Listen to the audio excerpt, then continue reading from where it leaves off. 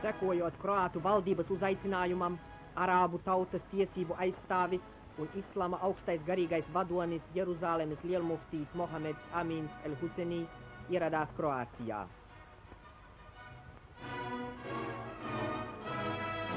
Agramā augsto viesi sagaidīja poglavnieks. Apmeklējot dažādas kroātu pilsētas, lielmuftijs iepazinās ar Kroācijas musulmaņu reliģisko un kulturālo dzīvi.